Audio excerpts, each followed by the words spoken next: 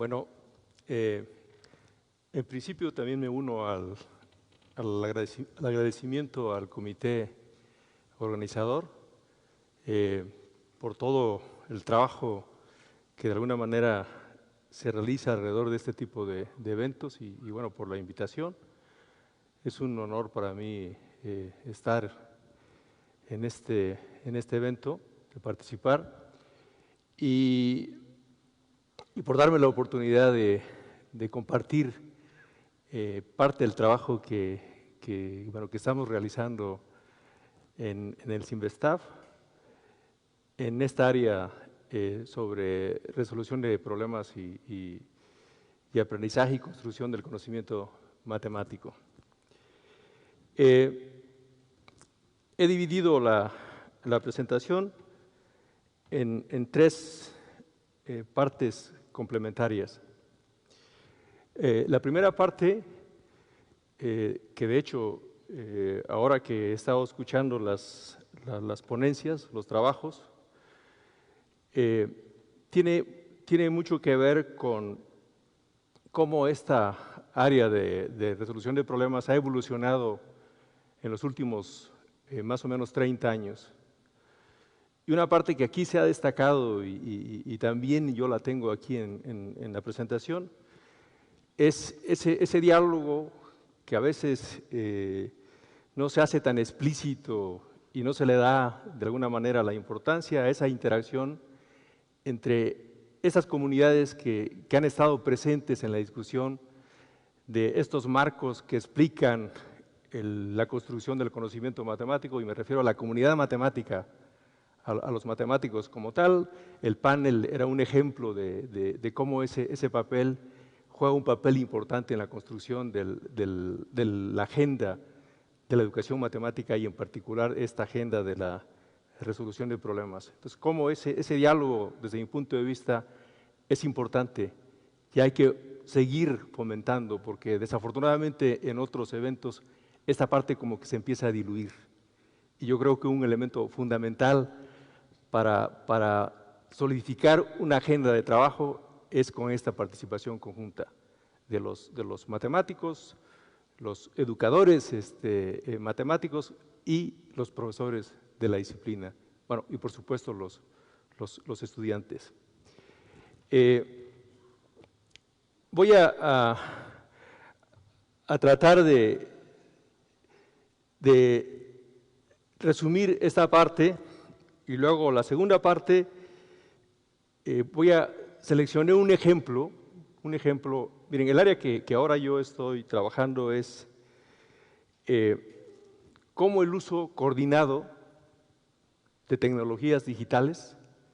O sea, cuando hablo de tecnologías digitales, me estoy refiriendo a las tecnologías de usos múltiples, como por ejemplo Internet, por ejemplo estos desarrollos en línea que aparecen como la Wikipedia, las plataformas como por ejemplo el Khan Academy. Por cierto, no sé si se enteraron, esa semana el gobierno español le dio el premio Asturias a este joven que desarrolló esta plataforma Khan Academy.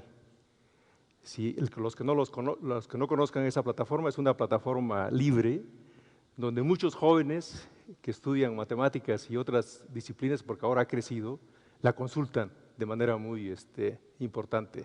Entonces, vamos a hablar un poco sobre esto. Cuando hablo de herramientas coordinado, me refiero a ese uso de varias herramientas. Y por supuesto, intentaré destacar esta parte de los desarrollos asociados con el uso, por ejemplo, del GeoGebra. Pero el énfasis que quiero aquí plantear es estas formas de razonamiento que se construyen con estas nuevas herramientas. De alguna manera, apunto a que este uso de las herramientas, este razonamiento asociado con las tecnologías, demanda una reflexión importante sobre el currículum, sobre la formación de profesores, sobre los materiales o libros de texto, que a lo mejor ahora hay que llamarles de otra manera, y también esto de los escenarios de enseñanza. O sea, estos cambios es importante irlos ya planteando en la mesa de discusión. Y ese es más o menos y al final, bueno, concluyo con un resumen de los puntos importantes. Miren, cuando uno habla de resolución de problemas, uno de los aspectos fundamentales es que el joven desarrolle ese espíritu inquisitivo de preguntar. Preguntar es un elemento clave cuando uno quiere desarrollar un pensamiento disciplinario. Entonces aquí las preguntas juegan un papel fundamental en la construcción de conocimientos.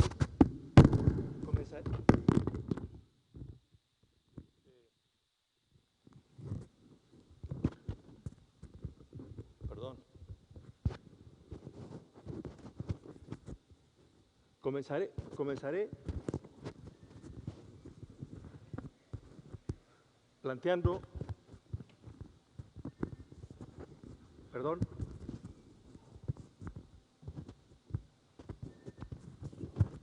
a ver, ¿se oye? No. A ver, por favor.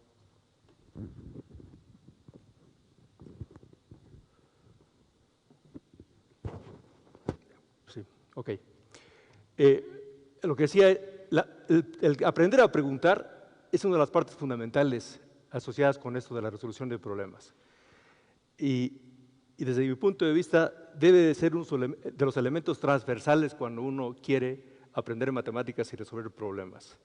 Entonces, esto, de alguna manera, trato de expresarlo aquí en la presentación, ¿no? Bueno, una primera pregunta es, ¿qué es eso o cómo se caracteriza este acercamiento basado en la resolución de problemas? ¿Cuáles son los elementos importantes, los principios que de alguna manera caracterizan o definen este acercamiento basado en la resolución de problemas? Otra pregunta, bueno, ¿cuál es la agenda internacional? ¿Cuáles son los temas importantes que se investigan? ¿Cuál es la relación con algo que es de interés para los profesores? Es el llevar esta propuesta a los escenarios de aprendizaje. ¿Cuáles son los elementos importantes, ¿no? En el desarrollo de la charla voy a tratar de identificar momentos que han ido cambiando y evolucionando en el transcurso de la historia asociada con la resolución de problemas, ¿no? Y finalmente, también una pregunta ahí importante es cómo se conecta esto de la resolución de problemas con el desarrollo de la disciplina, el desarrollo de la educación matemática. Yo lo que creo, lo que pienso es que la educación matemática es una disciplina que ya ha aportado resultados importantes de los temas que se investigan. Entonces yo creo que es importante ahora hablar de ese conocimiento acumulado que hay en la investigación y ponerlo ahora con las tecnologías disponible a toda la comunidad a través de esas plataformas que tenemos. Yo creo que es un trabajo interesante que a lo mejor de aquí de la conferencia podría plantearse como un proyecto. Cómo ese conocimiento acumulado puede ser accesible desde cualquier parte del mundo, ¿no? Es una parte y bueno, la resolución de problemas no está aislada de este desarrollo de la educación matemática en términos de métodos de investigación, en términos de los resultados que se obtienen, ¿no? Miren, ¿cuál es el contexto? Aquí voy a tratar de identificar esas comunidades que les hablé al principio, la comunidad matemática. O sea, la comunidad matemática ha discutido esto sobre la resolución de problemas en términos de preguntarse cómo se desarrolla el conocimiento matemático. Un poco más adelante voy a identificar algunos trabajos que han sido base para presentar, iniciar y después continuar con esto de la resolución de problemas. Otra comunidad importante que se conecta es pues, la gente que hace educación matemática, que se prepara de alguna manera en esta área disciplinar, los educadores matemáticos y, por supuesto, esta interacción con los profesores, ¿no? Por ejemplo, en esta comunidad de educadores matemáticos, el interés es explicar el razonamiento, la parte cognitiva del individuo, cómo cuando un profesor, un estudiante interactúa con los problemas matemáticos, ¿qué pasa? ¿Cómo puede explicarse ese proceso de comprender un concepto matemático o de resolver un problema, ¿no? Y ahí, bueno, hay diferentes perspectivas, diferentes acercamientos conceptuales y teóricos que explican esto, ¿no? Eso es un tema de interés a la comunidad de educadores matemáticos, ¿no? Que se complementa con la parte esta de los matemáticos, ¿no? Y miren, algún elemento transversal que permea toda esta discusión son las herramientas. Las herramientas en general, o sea, tenemos en los ambientes tradicionales el uso de lápiz y papel, es una herramienta importante, ¿no? Ayuda a la cognición, a ampliar la cognición, a plantearse, a discutir, a compartir ideas, ¿no? Pero también ahora un componente importante es la tecnología digital. Y bueno, lo que es claro es que los jóvenes están usando la tecnología. Y yo creo que desafortunadamente lo que ocurre en los sistemas de educación en los países es que generalmente siempre están atrás de los desarrollos tecnológicos. Y muchas veces lo que tenemos en términos de usos de las tecnologías son acercamientos personales de cada individuo, cada estudiante. Decide cómo utilizar las tecnologías porque no se incorpora rápidamente tanto a la propuesta del currículum como a los escenarios de enseñanza, ¿no? Yo creo que es uno de los temas importantes.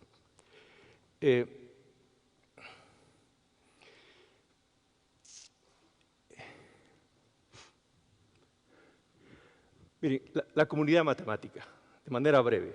O sea, ¿cuáles son las interrogantes que de alguna manera llevan a identificar esto de la resolución de problemas como una actividad fundamental cuando uno desarrolla la disciplina, ¿no? Entonces, preguntas como esas, ¿no? ¿Cómo se desarrolla el conocimiento matemático? ¿Qué es lo fundamental cuando uno intenta desarrollar esta disciplina? Son algunas preguntas que de alguna manera se plantean en el desarrollo de los conocimientos de la disciplina. Y hay un reconocimiento sobre que hay dos actividades importantes cuando uno estudia matemáticas. Uno es cómo se formula un problema, bueno, y la otra es qué involucra ese proceso de resolverlo, ¿no? Hay muchos ejemplos en la historia, desde los babilonios, las tabletas que identifican problemas que involucran a la matemática. Bueno, los griegos con los problemas clásicos han sido fuente que han inspirado al desarrollo de la disciplina, ¿no? El clásico del Congreso de 1900, donde Hilbert plantea una lista de los problemas más importantes. O sea, los problemas han sido fundamental para el desarrollo de la disciplina. O sea, los intentos de resolverlos han llevado al desarrollo del conocimiento matemático. Entonces, ya hay ahí un tema fundamental que de alguna manera se reconoce como una actividad importante en la disciplina, ¿no? En la matemática misma. Miren, pero ¿qué pasa ahora? Esta preocupación desde el medio matemático. ¿Qué pasa? Miren, una obra importantísima, y la asocio en 1945, es este trabajo, el trabajo de Polya, que ustedes seguramente ya conocen. Es un trabajo que de alguna manera dio las bases para plantear esto que en todo el mundo se habla sobre la resolución de problemas. El trabajo de Polya es como el punto de arranque. Yo creo que es importante mencionar de que ese trabajo es producto de una reflexión propia del mismo Polya, al preguntarse, bueno, yo como matemático, ¿cómo resuelvo los problemas? Y tratar de explicar ese proceso. O sea, eso lo quiero recalcar, porque eso, por ejemplo, es distinto de lo que después se hace en educación matemática. En educación matemática ya hay un camino para recoger información y tratar de caracterizar esto de la resolución de problemas. O sea, aquí es el método introspectivo el que utiliza Polya para hablar sobre esto de la resolución de problemas. Bueno, Polya es uno de los importantes. Bueno, otro que de hecho coincidencias son más o menos del mismo año, 1945, son el mismo 45, es este trabajo de Hadamard. Y ahí ya hay un interés de preguntar ya, incluso hay una encuesta y un cuestionario que le envía a matemáticos notables de esa época, donde les pregunta cómo ellos resolvían o desarrollaban resolvían un problema en la disciplina, ¿no? Es otro punto importante, ¿no? Bueno, después hablaré un poquito más allá de Almos, un poquito más adelante. Miren, Polya, pero aquí lo conocen todos ya, Polya es un referente importante cuando uno habla de resolución de problemas. Plantea, bueno, lo dije hace rato, su obra se basa en este método introspectivo, o sea, preguntarse a sí mismo cómo yo puedo explicar lo que hago. En este caso, la resolución de problemas, el avance en las matemáticas, ¿no? Y plantea este modelo de las 4 fases importantes. Y también plantea otro componente fundamental que permea el estudio de la resolución de problemas, que son las heurísticas. Otro elemento importante, las heurísticas. En el libro de Polya viene una buena parte donde habla de las heurísticas. Solamente para hacer un recordatorio rápido, las fases que plantea Polya cuando uno resuelve un problema incluyen esto de la fase de comprensión,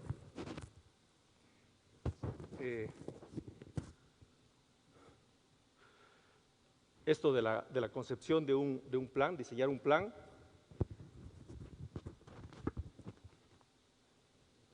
bueno, la ejecución del plan, y el último que es la visión retrospectiva, ¿no? Regresarse y revisar el proceso de solución del problema. Esto es lo que plasma, bueno, de manera muy resumida, en ese libro de 1945. Es importante, por ejemplo, ubicarlo en 1945 y como que permanece ahí medio dormido, y en el 80 se reactiva este libro. En el 80, que es cuando oficialmente en Estados Unidos se genera esto de que la enseñanza de la matemática debe, de alguna manera, sustentarse, basarse en la resolución de problemas, y Polya vuelve a ser un material importante. Todos más o menos de esa época, yo recuerdo que hay un libro del año de la NZM de 1980, donde uno lo abre, desde la pasta, de la primera hasta la última página, está Polya, en el libro de la NZM, ¿no? Entonces, 1945 es cuando se publica, pero después vuelve a reactivarse cuando ya la educación matemática empieza a ser una disciplina importante. Bueno, eso es Polya. Hadamard, en su libro ese que puse ahí, esos son a los que les pregunta, ¿no? Entre otros. El mismo Polya le responde el cuestionario a Hadamard ante la pregunta esta de cómo se desarrollaban estos matemáticos notables, científicos notables, resolvían sus propios problemas. Y hay ahí una parte metodológica asociada en este libro, ¿no? Con el uso de una encuesta. Miren, aquí aparecen preguntas importantes o conceptos importantes. Esto, por ejemplo, asociado con el proceso de incubación. Esto del insight, de la iluminación, también aparece mucho en este reporte que da Hadamard sobre este tema y también plantea un modelo que de alguna manera recoge, analiza todas estas respuestas que recibió de estos matemáticos de la época. Y bueno, esto es al mismo tiempo donde esta parte de la psicología de la Gestalt se hace popular en esa época, ¿no? A grandes rasgos, más o menos son, espero que se pueda leer, son las fases importantes.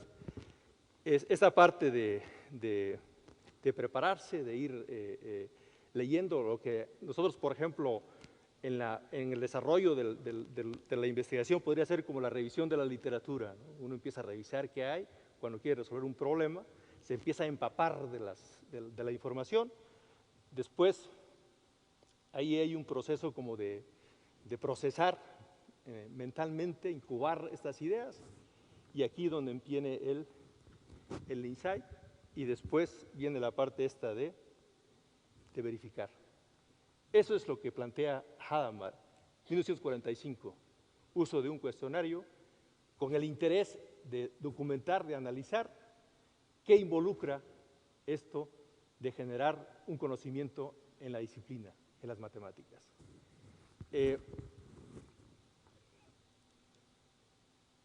Bueno, miren, Almos también matemático, y si ustedes empiezan a leer lo que hay de la resolución de problemas a principios de los 80, un referente importante es el trabajo de Almos. Él publica un artículo en el Mathematical Monthly, y ahí de manera explícita dice que la matemática, bueno, está formada, constituida de definiciones, teoremas, proposiciones, pero dice, la esencia de todo eso es resolver problemas. Es una de las citas que aparecen en casi todos estos trabajos que hablaban de la resolución de problemas en esa época. Bueno, ahí la dejo. Miren, incluso uno habla de resolución de problemas y uno se pregunta, bueno, ¿y eso cómo se implementa o cómo se lleva ya a una práctica? Bueno, la respuesta es que no hay un formulario, una receta única. Hay diferentes acercamientos. Y va desde aquellos que de alguna manera son muy radicales. Este es un ejemplo. Si ustedes tienen el interés, pueden poner en Google, en el buscador, pueden poner esto del método Moore, les va a llevar ahí en la wiki, por ejemplo, información sobre lo que fue el método Moore. Incluso Almos, perdón.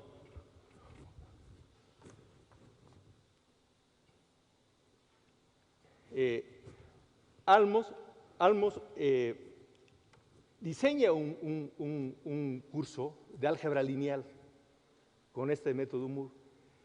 El método Moore, básicamente, cuando uno ya decide estudiar matemáticas y viene con una motivación, hubo una generación importante donde estudió con este acercamiento de resolución de problemas. Y bueno, lo que dice Almos es que él llegó al curso de álgebra lineal y sacó una lista de los teoremas importantes que había que discutir, que trabajar, y le dio la lista a los jóvenes. Son estudiantes de matemáticas. Y les dijo, miren, lo que vamos a hacer aquí es que ustedes, de alguna manera, discutan cómo resolver los problemas y demostrar los teoremas asociados con esta área. Y básicamente era trabajar a partir de la discusión. Es uno de los, yo creo que más radicales en términos de qué significa implementar esas ideas de resolución de problemas. Entonces, hay ahí en la red más información, ¿no? Pero es uno de los acercamientos sobre resolución de problemas, ¿no? Bueno, más o menos hasta ahí llego con estos antecedentes sobre la comunidad matemática, el interés sobre la resolución de problemas. Voy a empezar a conectar esta parte con la educación matemática, con los educadores matemáticos. Miren, cuando uno ya pasa a la educación matemática como disciplina, una parte fundamental son los métodos de investigación. ¿Cómo se investiga? ¿Cómo de alguna manera, por ejemplo, si nos interesa analizar el proceso que involucra la resolución de problemas, qué herramientas utilizo? ¿Cómo acceso a ese pensamiento que muestra el estudiante cuando resuelve problemas? Y miren, yo creo que una de las herramientas más importantes con esto de la resolución de problemas son esto que después se conoce como las entrevistas basadas en problemas, donde el educador matemático, el investigador, diseña un conjunto de problemas y los estudiantes trabajan de manera individual o en grupo y empiezan a recoger información sobre ese proceso. Bueno, miren, uno de los precursores en términos de los métodos es Krutewski.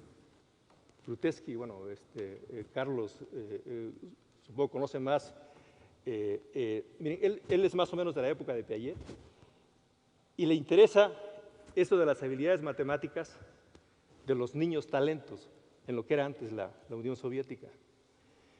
Y desde mi punto de vista, una de las partes con mucha riqueza son los problemas que plantea para estos niños. O sea, cómo de alguna manera intenta identificar esos talentos en la disciplina. Entonces hay baterías de problemas que se los da así en vivo y empieza a observar cómo se comporta el niño cuando resuelve estos problemas. Entonces aquí ya la parte metodológica es una parte importante, ¿no?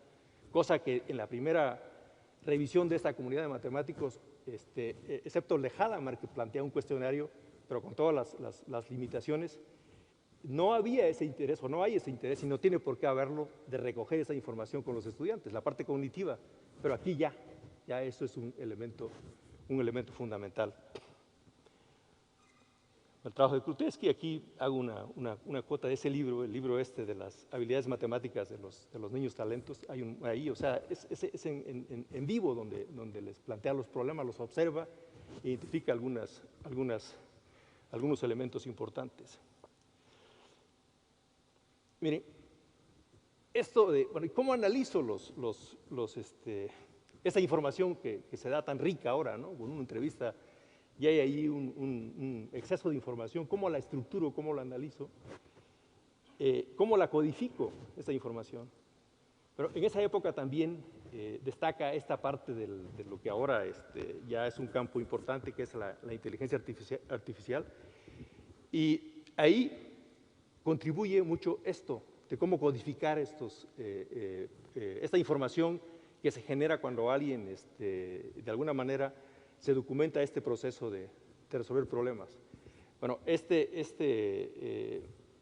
trabajo de Newell y Simon, lo que intentan es caracterizar cómo un matemático se comportaba cuando resolvía problemas. Y la idea era llevar esa información al desarrollo de una herramienta, de un software, de una herramienta que resolviera problemas. Y de hecho, llegaron a proponer la herramienta. Hay una herramienta que se llama Mathematical Problem Solver, que fue basado en el análisis así a detalle. Hay un libro grueso ahí que reporta cómo analizaron esa información, cómo codificaron eso que se genera cuando uno resuelve problemas, ¿no?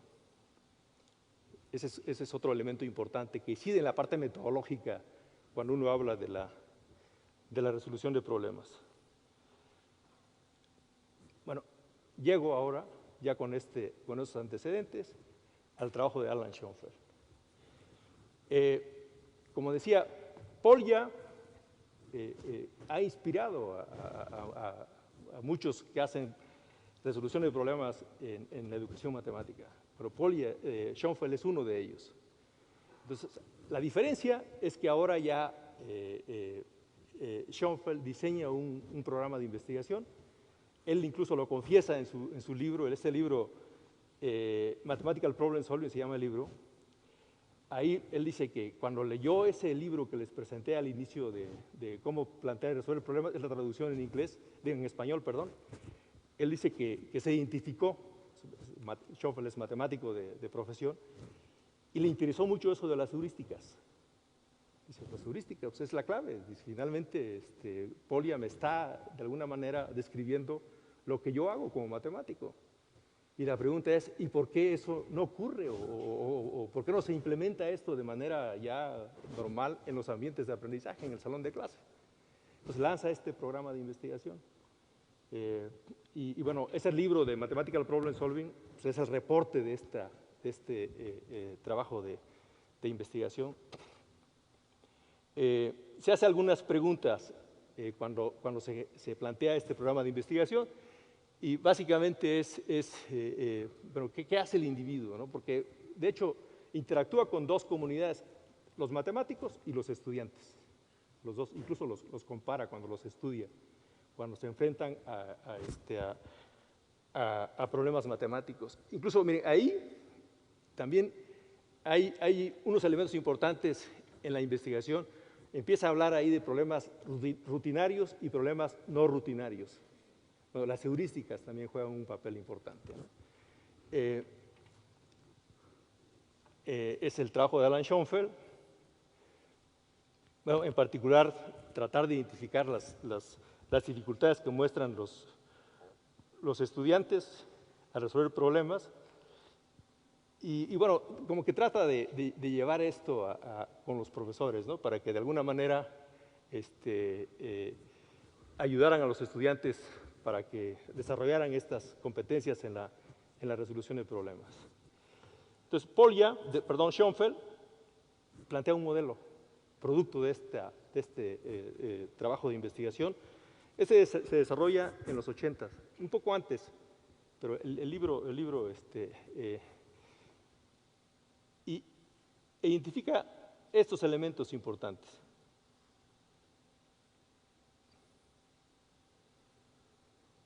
Estos elementos. Habla del modelo, si uno quiere caracterizar cómo se comporta un estudiante, debemos de ponerle atención a estas 4, le llama categorías que pueden ayudarnos a identificar, a explicar ese proceso que se involucra cuando uno resuelve problemas. Bueno, desafortunadamente pierde ahí la resolución, pero miren, es el conocimiento básico que trae el estudiante. O sea, si por ejemplo uno está hablando de un problema, una situación que involucre raíces de polinomios, bueno, pues lo base es que el estudiante que sepa qué es una raíz, ¿no? Que sepa reducir términos semejantes, operar polinomios, etc. Esas son las cosas básicas para poder de alguna manera explicar qué pasa con este problema, porque acuérdense que Schoenfeld le interesa esto de los problemas no rutinarios, ¿no?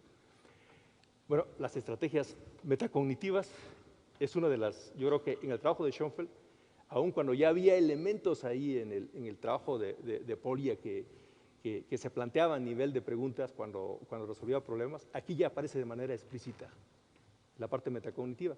La parte metacognitiva no es más que el sujeto que interactúa con una situación matemática controle el proceso, ya sea de resolver un problema o de comprender un concepto matemático.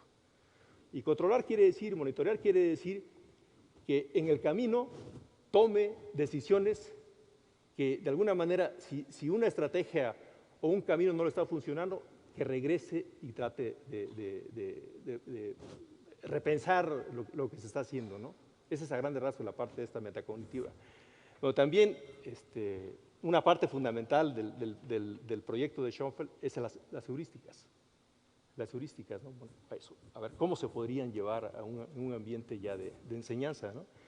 Y al final, pues, las creencias, ¿no? O sea, lo que decía Schoenfeld reporta, incluso tiene un artículo sobre las creencias, y lo que dice es de que lo que el estudiante cree, lo que el profesor cree sobre la matemática y sobre la resolución de problemas, de alguna manera permea cómo se comporta. Cómo se comporta, ¿no? Por ejemplo, si el estudiante cree que la matemática se reduce a encontrar la fórmula y aplicarla, pues siempre busca la fórmula para resolver el problema, ¿no? Entonces, eso es un tema fundamental en el modelo de Schoenfeld. Aquí básicamente lo describo. El tiempo me está ganando, pero a grandes rasgos aquí están más o menos lo que cada uno de los elementos asociados con el modelo de Schoenfeld. Esto es más o menos como 1985, mediados de los 80, cuando incluso, miren, si ustedes revisan la literatura, lo que se ha escrito sobre resolución de problemas, uno de los autores más citados es Alan Schoenfeld. O sea, incluso todavía sigue siendo vigente, aun cuando ahora ya él trabaja otras cosas que voy a mencionar brevemente un poco más adelante, pero este modelo ha sido un modelo muy importante incluso en las investigaciones, los trabajos que han hecho los estudiantes, por ejemplo, en los grados de maestría y doctorado. Les ha servido ahí para analizar, para documentar la competencia de resolución de problemas que desarrollan los estudiantes. Bueno, un tema importante era las heurísticas, ¿no? Y yo creo que es uno de los logros o de los resultados más notables en el trabajo de investigación. O sea, las heurísticas, como las planteaba Polya, no eran funcionales, es lo que plantea Schoenfeld. Las heurísticas son como categorías muy generales, y lo que dice Schoenfeld es hay que bajarse más, hay que ser más descriptivo, ¿no? Por ejemplo, un caso particular, analizar un caso particular, cuando uno se enfrenta a un problema complejo y tratar de reducirlo, una heurística, por ejemplo, podría ser qué pasa en casos especiales. Dice, esa categoría de casos especiales va a depender del contexto del problema, ¿no? Por ejemplo, si un problema geométrico involucra, no sé, triángulos, por decir algo, un caso especial es un triángulo equilátero, por decir algo. Si involucra círculos, un caso especial es el círculo con radio unitario, ¿no? Sin embargo, un problema de cálculo que involucre sucesiones, pues a lo mejor en un caso particular se asocia con tratar de buscar un patrón evaluando en los naturales, ¿no? Cosas como esas, ¿no? Y esas experiencias son importantes cuando uno le da énfasis a la parte esta de las heurísticas, ¿no?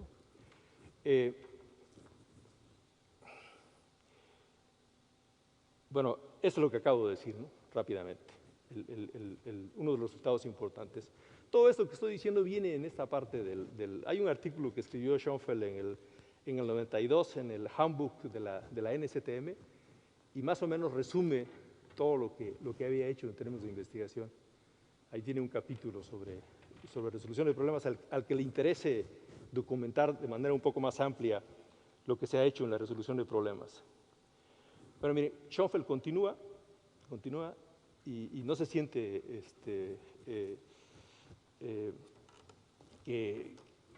como que ha dejado muchos pendientes en esa parte de la resolución de problemas y se involucra en otro proyecto que según él es una continuidad de esto, se basa en la parte de resolución de problemas y publica un libro en el 2011, si es que no se me va el año, es en el 2011, y se llama ¿Cómo pensamos? How we think, se llama el libro.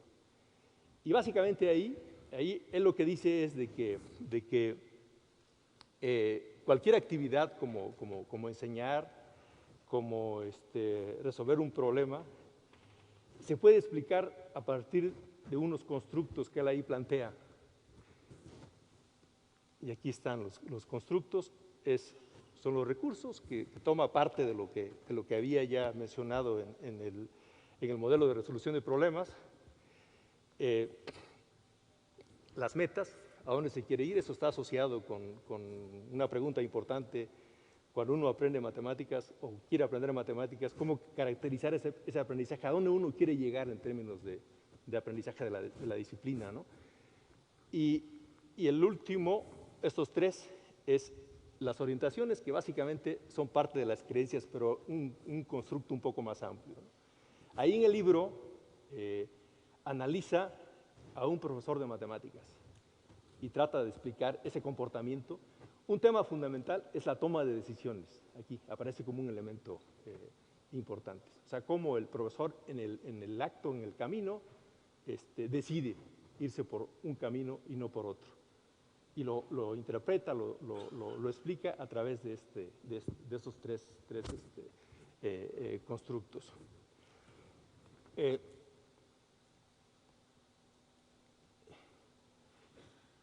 Miren, ¿qué sigue? ¿Cómo esto se empieza a reactivar otra vez? Las tecnologías.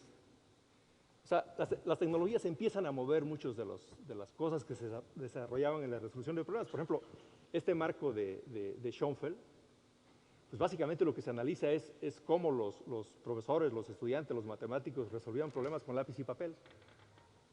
Entonces, pero de pronto empieza a aparecer en el ambiente la tecnología. Y entonces la pregunta es, en términos, por ejemplo, de los marcos conceptuales para explicar este proceso, la pregunta es, ¿y ahora qué hay que cambiar? ¿Qué ofrece la tecnología ahora a esos ambientes de resolución de problemas? Y yo creo que es uno de los temas importantes ahora vigentes en la agenda de resolución de problemas. Cómo el uso de la tecnología, de alguna manera, amplía esta forma de razonar con lápiz y papel, ¿no? Incluso aparecen nuevas heurísticas. Por ejemplo, cuando uno usa este sistema de geometría dinámica, una heurística interesante, importante, es el movimiento ordenado, lo que le llaman el dragging, eso del arrastre, que con lápiz y papel no se tenía, ¿no? Entonces ya esto demanda caracterizar otra vez el razonamiento matemático en términos del uso de estas herramientas, ¿no?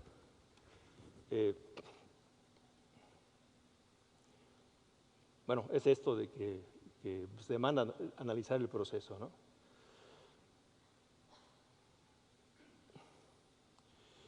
Miren, voy a dar un ejemplo rápidamente.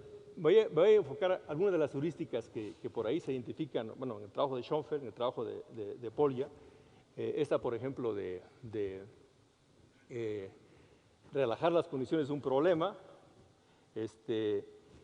Y algo, miren, desde mi punto de vista, uno de los desarrollos, de los aportes más importantes es esto de que ahora con la tecnología podemos mover los objetos. O sea, estos modelos dinámicos ofrecen oportunidades a los jóvenes, al que estudia matemáticas, de involucrarse rápidamente en algo que los matemáticos identificaban como importante, es la formulación de problemas. Y también es un elemento fundamental para incluso buscar formas de cómo resolver los problemas. Ahí la parte esta experimental juega un papel muy importante. Entonces, esta parte de los modelos dinámicos, desde mi punto de vista, ha sido uno de los desarrollos más importantes asociados con el uso de la tecnología. Incluso, cuando yo decía de que era importante reestructurar el currículo, ponerle atención ahora a la forma en cómo se prepara el profesor de matemáticas. En este ejemplo que voy a dar, hay muchos más ejemplos. Recientemente yo tengo un capítulo en un libro que acaba de salir en Springer sobre resolución de problemas, y ahí trato de caracterizar cómo el uso de la herramienta, en particular esta del software dinámico, abre un panorama de posibilidades en términos del uso de las heurísticas y el tipo de problemas que se pueden resolver con la herramienta, donde el elemento central es ese dinamismo asociado con las representaciones. Mire, bueno, lo que ofrece la tecnología, ¿no? O sea, cómo le permite al joven preguntarse, explorar, que de alguna manera amplía ese tipo de exploraciones que se hacían con lápiz y papel. Miren, voy a poner un ejemplo. Y el ejemplo es un ejemplo sencillo, que aparece hasta en nivel, no sé, grado como 8 o bachillerato. Lo tomo de un libro de texto que se estudia en álgebra. O sea, todos han oído hablar aquí de no sé, la traducción es los word problems, que son los problemas estos de palabras, los problemas verbales que aparecen en el estudio de la educación en México es secundaria, es más o menos como el grado 8 o en el bachillerato. Bueno, en la educación matemática hay toda una investigación sobre eso, ¿no? Si uno, por ejemplo, revisa la enciclopedia en educación matemática que se publicó hace algunos años, en 2014 apareció la primera edición, está por aparecer la segunda edición. Bueno, ahí hay una entrada sobre word problems. Incluso si ustedes no la conocen, es muy recomendable para aquellos que están estudiando la disciplina, la enciclopedia. Entonces, mire, voy a tomar este problema rápidamente. El problema es un problema clásico de que un avión sale de un lugar y regresa, en viento tranquilo va a una velocidad, pero hay la velocidad del viento, ahí está, y eso, ¿no? La pregunta es ¿se hace un? Ok. Entonces, ese es básicamente el problema. O sea, son de los clásicos. Mire, si uno analiza esos problemas, cuando uno usa la herramienta, el enfoque cambia. O sea, este problema, en un curso de álgebra, el foco de atención es el modelo algebraico de inicio. Cómo representar el modelo algebraico, etcétera, ¿no? Básicamente es esta lo que se llega, ¿no? Aquí lo he sacado, es el modelo algebraico. Y bueno, me atreví a seguir trabajando el modelo algebraico y hasta llegar ahí a la expresión T0, 1 sobre 1 menos esas cocientes de velocidades. Generalmente no se llega ahí incluso cuando uno hace el modelo algebraico. No exprime lo que el modelo dice en términos matemáticos, ¿no? Por ejemplo, ahí la información importante es que básicamente el tiempo está en función de la razón de las velocidades, ¿no?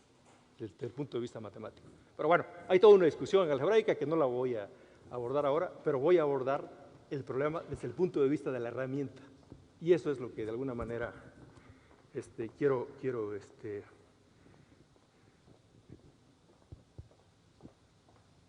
miren, rápidamente. ¿Se acuerdan del problema? Un avión va a un lugar, la distancia es 1000 kilómetros, regresa y la velocidad del avión sin viento es de 400 y la velocidad del viento es 50 kilómetros por hora. Bueno, miren, cuando uno usa la herramienta le demanda pensar el problema en términos geométricos. Ese es un tema fundamental. Entonces la pregunta es, ¿y cómo empiezo a pensar los conceptos que están ahí, la información, en términos geométricos? Entonces, miren, aquí, un sistema cartesiano, puse 2, debería haber puesto 1 nada más, pero es el potencial de la herramienta, ¿no? Es 1, entonces hago un sistema cartesiano, abajo en las X está el tiempo y arriba está la distancia. Entonces aquí le pongo ahí tomo 1000 metros, la escala es otro tema interesante, la escala, ¿qué escala? Cuando uno habla del sistema cartesiano, la escala ahí, esa línea cruza en 1000, es la distancia que hay del lugar donde sale al lugar donde llega, 1000 metros. Sigo al otro punto, ahí, y ahí está los otros 1000 metros que recorre cuando regresa el avión, ¿no? O sea, son 2000 metros en total. Después lo que hago, aquí, pongo un punto sobre la distancia y voy a trazar la recta. Y miren, una de las partes importantes es que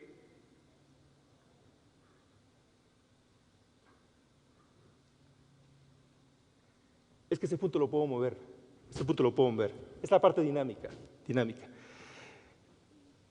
Bueno, miren, voy a calcularle aquí esa es la pendiente asociada con esa línea, ¿no? Entonces, vamos a hablar un poquito de la interpretación. ¿Qué quiere decir esa línea? Mire, si yo veo el punto ese, es el C, el punto verde ahí, que es el punto móvil.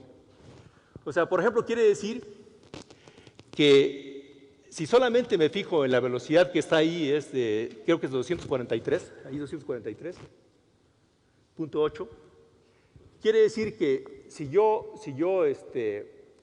trazo una línea perpendicular de C al eje X, más o menos en 3 horas y algo, recorre los primeros 1000 metros y después se recorre al final la distancia total.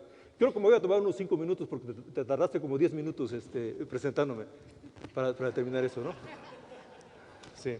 Entonces ya para que eso sea, voy a ser rápido, pero bueno, perdón, pero entonces, miren, esa interpretación geométrica, el concepto de pendiente que resulta importante. Entonces, miren, bueno, en este caso los datos del problema, ¿se acuerdan? Era 350, porque le quito la velocidad del viento al principio, y luego son 450 el de regreso, porque está a favor del viento. Entonces, aquí todavía tengo solamente aquí una velocidad que es la de 243. Y aquí, si yo quisiera ver hasta la intersección con el otro punto de arriba, ahí es el avión a la misma velocidad, la que está acá, ¿no? Continúo rápidamente.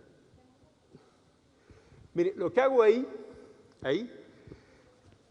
después del punto que me ubica ahí el C, le pongo esa recta la voy a fijar con una pendiente que es la velocidad de regreso, que es de 450 ahí está, ¿no? Ahí está. 450 es el viaje de regreso. Entonces, miren, la solución del problema va a estar cuando yo ubique el punto este movible y que la velocidad que está acá sea de 350, que es la parte del problema, ¿no? 350 de ida por la velocidad del viento y 450 que ya la fijé allá. O sea, la otra va a ser fija. Ahora la pongo.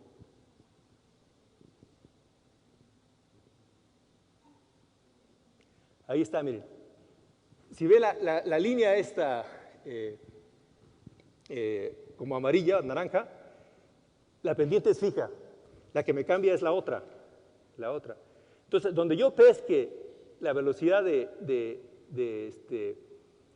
350, ahí va a estar la solución del problema. Es solamente basarse en la interpretación geométrica de los conceptos involucrados. Ahora, pero miren, ahí me doy cuenta de algo interesante que ha sido un tema importante aquí en la conferencia, la variación. Me doy cuenta que ahí empiezan a variar algunas cosas. Bueno, me pregunto, ¿y cómo varía? Por ejemplo, ¿cómo varía la pendiente? La pendiente que tengo aquí de la recta azul, cuando yo cambio el tiempo, ¿cómo varía? Entonces, y es ahí donde veo este otro sistema de referencia.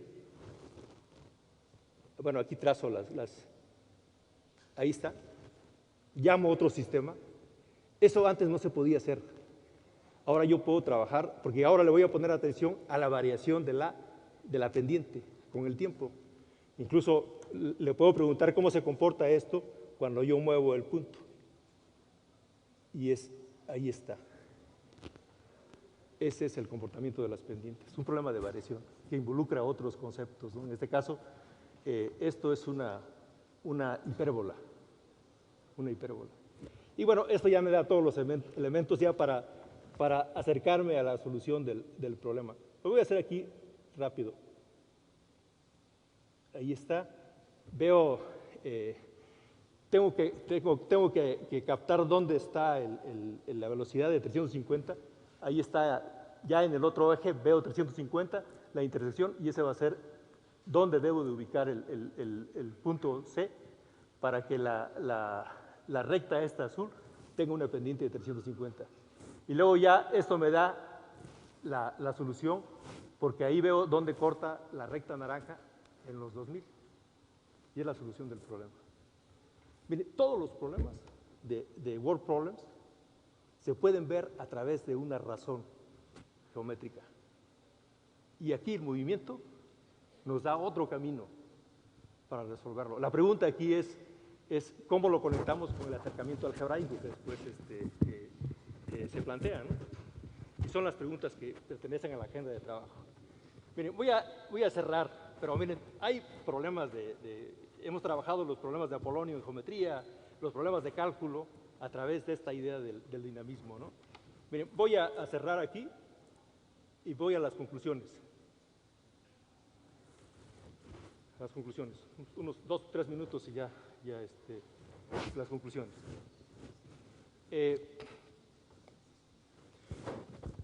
Los matemáticos, o sea, ¿cómo han contribuido a esta agenda, ¿no? Los matemáticos, preguntas como esas, ¿no?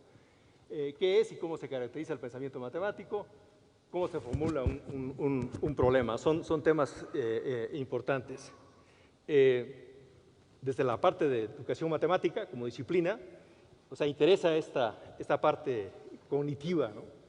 Cómo se explica el proceso de razonar, métodos de investigación y todo eso, ¿no? Bueno, los estudiantes, ¿no?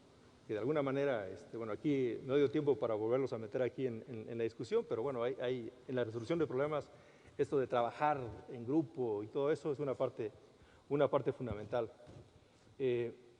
Las tecnologías digitales, ¿no? O sea, aquí hice una breve introducción, que de alguna manera lo que quise apuntar es esta forma de razonar los problemas. Permea todo, o sea, el cálculo, la geometría, el estudio de la geometría, ¿no? Uno, por ejemplo, ahora moviendo algunos elementos en un triángulo, puede generar todo un curso de geometría analítica. Entonces, esas son las cosas que, desde mi punto de vista, ahora proveen información importante de cómo reestructurar el currículo y cómo, de alguna manera, plantear esta formación del profesor de matemáticas, ¿no? Bueno, miren, los problemas para nosotros son un punto de partida. O sea, no hay punto final. Y la idea es continuamente ir planteándose problemas, interrogantes. De hecho, el año pasado, uno de mis estudiantes presentó una tesis doctoral y destaca esta parte de la formulación de problemas con el uso de la tecnología. Entonces, cómo, de alguna manera, un problema es el comienzo. Incluso muchos de los trabajos que hemos hecho toman esto de partir de los problemas rutinarios y transformarlos en una serie de actividades. Bueno, siempre esto es importante, cuando uno resuelve un problema, buscar diferentes maneras de cómo resolverlo. Bueno, aquí ilustré rápidamente esto de la tecnología, pues también los modelos dinámicos juegan un papel importantísimo. Bueno, hay que hacer una discusión explícita de los conceptos, de los recursos. Y miren, aprender matemáticas y resolver problemas es un proceso continuo. O sea, aquel que me diga que alguien entendió un concepto, yo creo que está equivocado. O sea, hay que ver, cuando uno entiende un concepto, es todo un proceso de refinamiento que lo va robusteciendo, lo va aplicando en la resolución de problemas. Esto con la tecnología, y ahí apegaría para cerrar las tecnologías múltiples, las aplicaciones de comunicación, y eso va a reestructurar los ambientes de enseñanza. Que el estudiante vea de que esa aula confinada no solamente es el espacio para hacer matemáticas, esto se puede extender y las tecnologías nos ofrecen este medio. Gracias por escucharnos. Gracias.